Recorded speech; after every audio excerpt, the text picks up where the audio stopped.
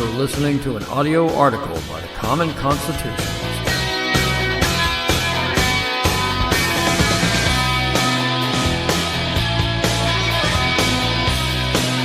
Today's article is entitled, Mr. President, No More Interviews with Leftists. President Trump did himself a real disservice by agreeing to the Oval Office interview with Democrat hack and former Clinton hitman ABC's George Stephanopoulos. It was never going to be a fair interview, but like many other things, I'm sure Trump figured he had this. But what Trump clearly didn't have was a governor on his cool, especially his expression. Anyone who has followed politics can tell you that it is all and only about optics. Everyone knows this. Sure, particularly those of us on the right insist that substance should be king, and indeed it should. This country would be a lot better off if this were the case, but it isn't, and ever since the first televised presidential debate, it's unfortunately been this way. How someone looks on camera is sadly much more important than what he or she says. It's why someone like Abraham Lincoln could not be elected today. Think about that.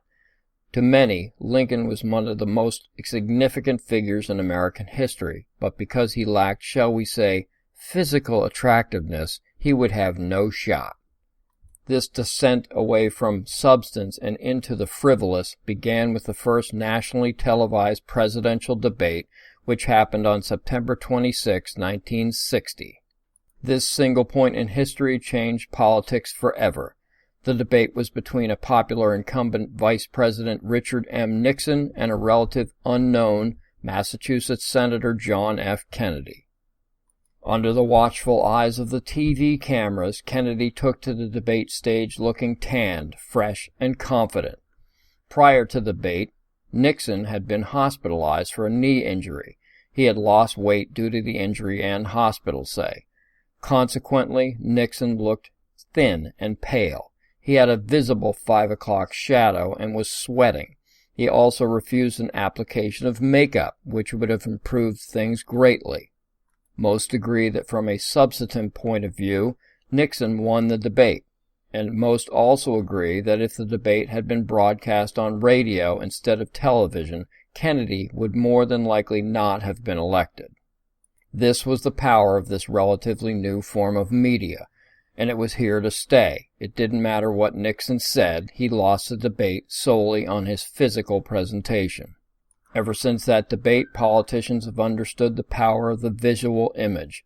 The old saying of a picture is worth 1,000 words is no truer than in the political arena. President Trump, as a savvy veteran of television, should know by now that this was not going to be filmed like an episode of The Apprentice, where he can say cut and the camera stop rolling until action is again shouted.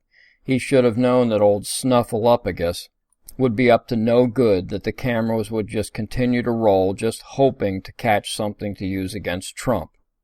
And they got it. No one is talking about the interview itself. Everyone is instead concentrating on that short segment where Trump looked like a tyrant ordering his chief of staff, Mick Mulvaney, to leave the room for coughing while the president was speaking. And again, if this were just radio, it would be no big deal. But America saw the extreme disappointment and utter lack of patience and empathy of a president over a cough, which by the sound of it came on quite suddenly, as sometimes they do. It wasn't what Trump said, quote, "Let's do that over. He's coughing in the middle of my answer. I don't like that, you know. I don't like that. If you're going to cough, please leave the room," unquote. It was how he said it, and more importantly the optics accompanying what he said, a visual disdain over a simple situation. For most Trump supporters, this won't be a problem. We know who the guy is. He's a take-no-crap kind of guy. It's what his supporters love about him, and this exchange will have zero impact. But for many who are not die-hard supporters, this visual may be very off-putting, possibly to the point of losing actual voters.